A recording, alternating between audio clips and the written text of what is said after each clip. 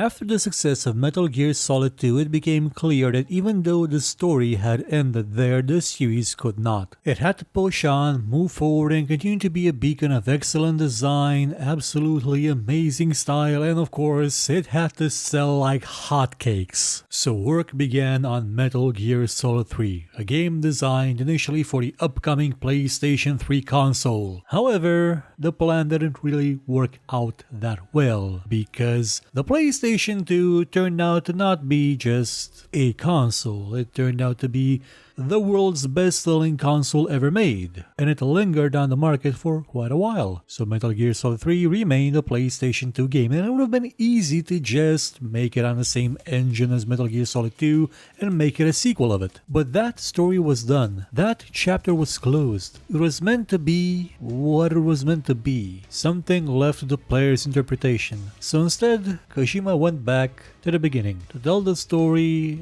of the original Snake, the story of he who would one day become the villain, the story of Big Boss himself, of Naked Snake.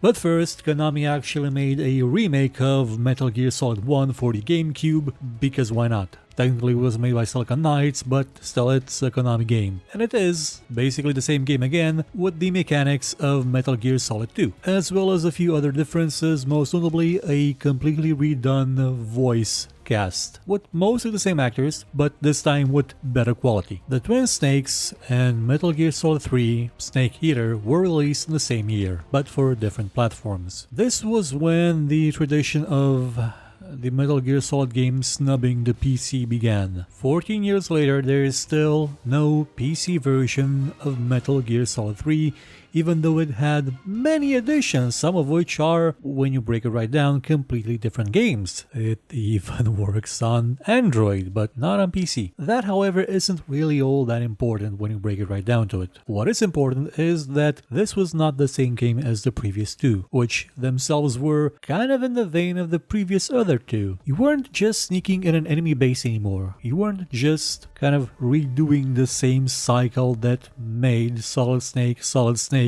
over and over again, with or without Solid Snake. You weren't in a corridor anymore, you were in a jungle, a fictional jungle that can't physically exist in real life, or it's said to exist, and it wasn't just an aesthetic thing. Sure, the fact that everything was green now, and the reduced color palette allowed for more complicated visual effects with not as much of a toll on the hardware, though that was a nice bonus. Setting the game in the jungle made it a different game. It wasn't just about sneaking around, though sneaking around was still the core of it. But in between sneaking around, you had to survive. It wasn't just enough to have rations equipped and bam, you'd be healed the moment you ran out of life. No, you had stamina now. Stamina that would run out. Stamina that would determine how fast you healed. Stamina for whose replenishment you would require food. Food that you would catch in the wild. You had a knife, you had a gun, you would have to hunt and forage for nourishment, all the while asking paramedic what different types of snakes would taste like. Metal Gear Solid 3 Snake Eater is considered one of the greatest video games ever made, and for good reason. It manages to maintain the same in-depth quality of design as the previous ones, while not being the same as those. Gone was the constant radar you could rely on to tell you exactly where the enemies were looking. You only had your own ability to discern where the enemy was looking. Now, sure, you did have a sensor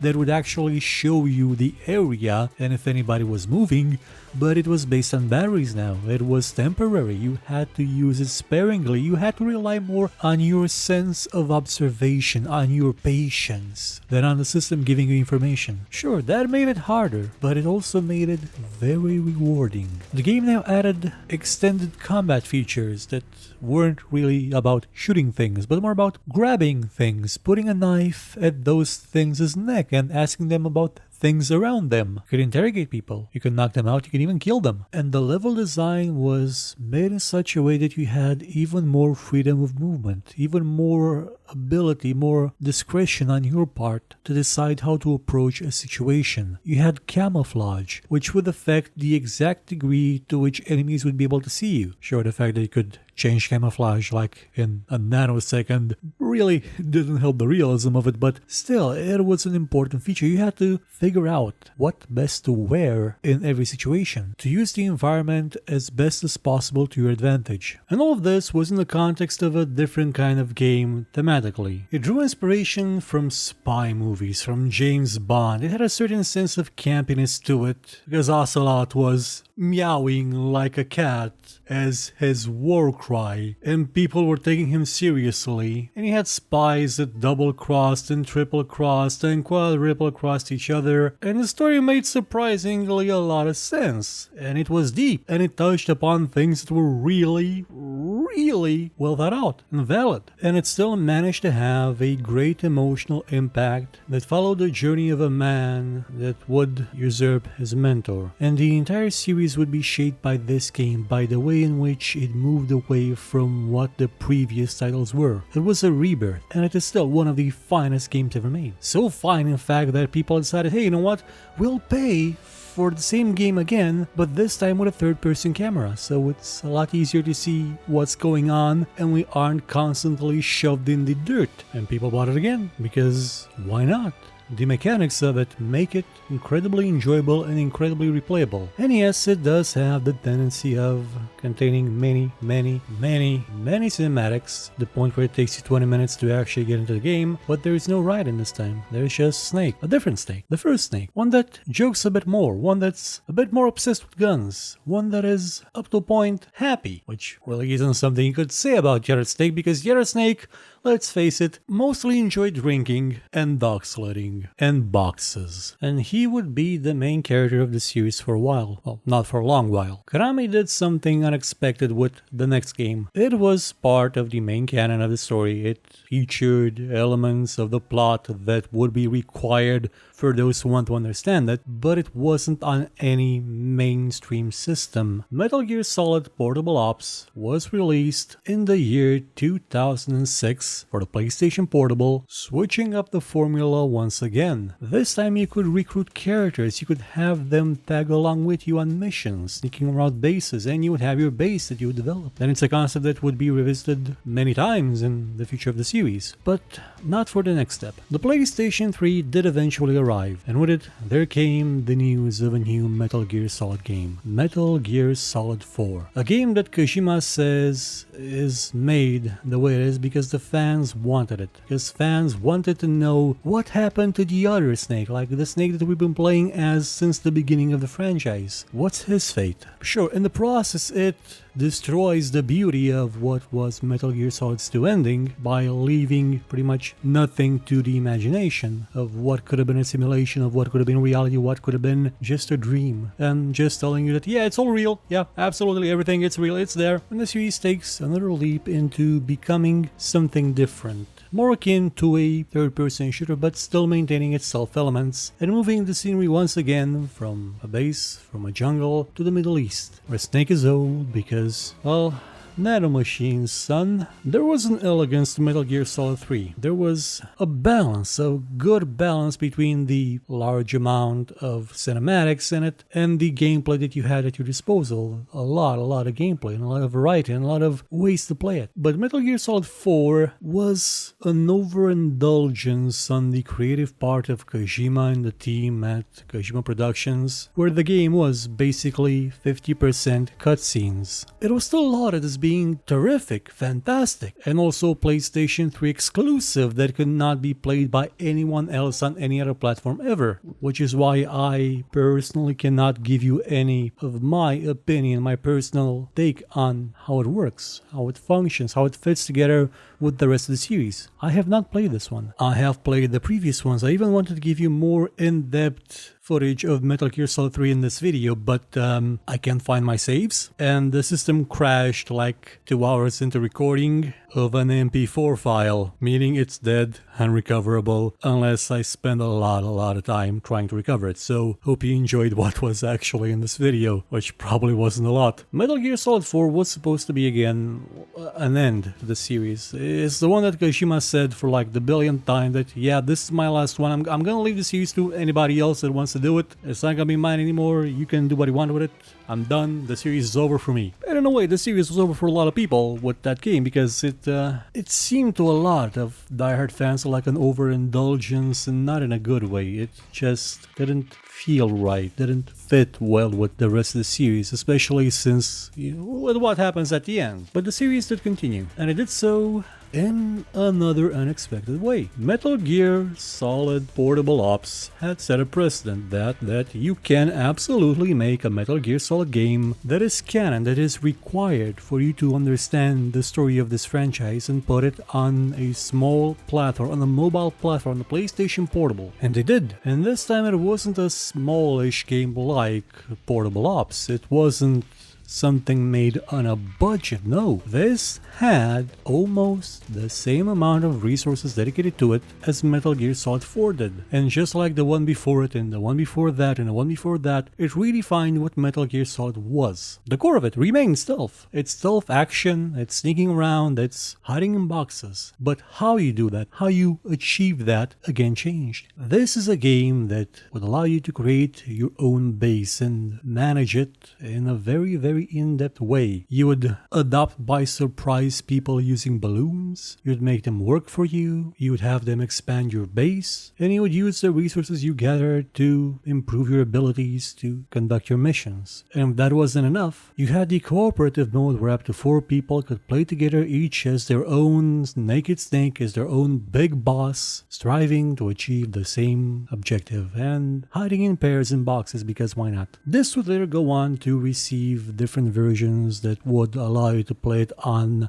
bigger screens than that of the PlayStation Portable. None of them would be a PC, of course, because why would it be? But at least there wasn't as much exclusivity attached to it as there was with the previous one. And it's not because this was seen as a side story, no. The initial intent was for this to be called Metal Gear Solid 5 Peace Walker. It is, for all intents and purposes, the 5th game of the Metal Gear Solid series. So actually the initial plan was to have the 5th game star the boss, which was Big Boss's mentor in World War II with the Cobra unit doing things on the battlefield. And we would one day get a Metal Gear Solid 5. But there were problems. Konami began to have certain disagreements with Kojima. He sort of felt that Metal Gear Solid 4 was maybe a bit too much of an indulgence and an expensive, very expensive product to make. And with the cancellation of other projects, as we will talk about next week, there seemed to be some tension between the two parties. And that only escalated as Metal Gear Solid 5, the one we got,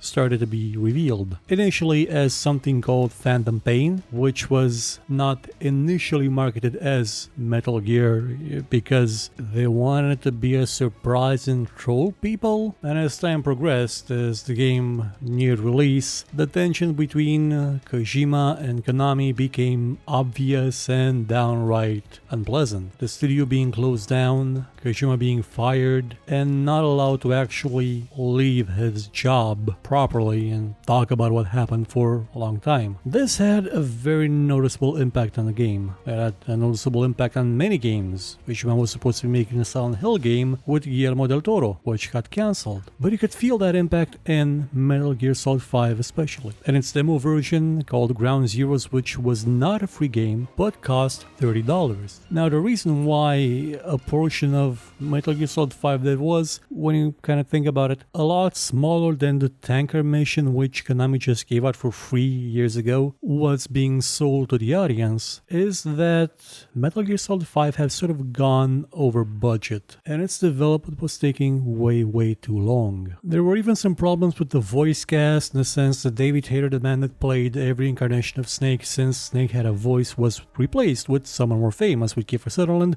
though this wasn't Konami's doing. This was Kojima, and it wasn't even the first time he actually wanted to replace Hayter with someone else. And let's face it, I think Kiefer asks for more money than David. And when the game came out, well, it didn't come out, did it? We never got the actual Metal Gear Solid 5. We got half of it, maybe at best. We got an unfinished game that has very little in the way of the elegance of the first ones. Whatever budget was spent on the game certainly made it look amazing. There are scenes in Metal Gear Solid 5 when the weather is just right, when the sun is low, when the visibility isn't all that great, where it looks downright realistic, downright photographic. But much of the elegance is gone. You don't tippy-toe around unconscious soldiers anymore. You get to kidnap goats, which is always a plus. You have partners that team up with you again, like in Portable Ops. But you don't get to eat things. You don't get to sneak around and wonder, should I be worried about my smell? You don't worry about your tracks being seen in the mud. It is a shallower game. It is less of a game. And in spite of everything that thematically they have wanted to do with it, that is sabotaged by the creator's obsession with jamming nanomachines everywhere that he's had since Metal Gear Solid 4. Only this time they were metallic archaea, which are still nanomachines because they behave the same way. And while it is still a fun game to play, one that you'll never actually finish, and the closest thing you have to an ending is watching a YouTube video with what was supposed to be another mission that was going to be in the game but wasn't. It is probably the worst of the series, and it is so because it doesn't do justice to a promise. Since Metal Gear Solid 3, people have wondered, how does Big Boss become the villain? How does he become that monster? And this was supposed to be it. This was supposed to be the one. But it wasn't. It was a game that truly underutilized all of its characters. Somehow even Revolver Ocelot, who is an absolutely insane individual. You have him meowing at the moon. You have him thinking he's Snake's brother, and then, well, whatever happened to him in Metal Gear Solid 4, but in this one he's just normal, exceedingly normal. He is unremarkable, though it was the 80s, so it was probably all the cocaine. Metal Gear Solid 5 is the ultimate troll job. It's called the Phantom Pain, and in a way that's what you feel at the end. You feel a pain because you know there was something that was supposed to be there, but it's not. It used to be there maybe one time, it used to be there, but it's not there, and you can still feel the pain. You still wonder what would have been in the third chapter. You long for something that's not there, and maybe something that was never actually there to begin with. Maybe Kojima just said, I'm gonna make fun of everyone and just not do the rest of the game. Who knows? Because when you kinda put things together, Kojima can be a brilliant guy, but he's also a bit nuts and hard to work with. And that has led to some amazing things. It has led to Metal Gear Solid, Metal Gear Solid 2, Metal Gear Solid 3, the first two Metal Gear games, 4 for the people who liked it, Peace Walker, amazing games. And then Phantom Pain. There are still ideas in there, there are still themes of greatness. The underlying theme of anti-war that is pervasive in the entire series. There's still the hint of absolute brilliance throughout it all. But mechanically, and in terms of content, it is the worst of the series. And quite possibly the last of the series. But not of the franchise. The Metal Gear franchise extends beyond just the story of Naked Snake, of Jack, and of Solid Snake, of David. And we'll talk about those next week. Goodbye.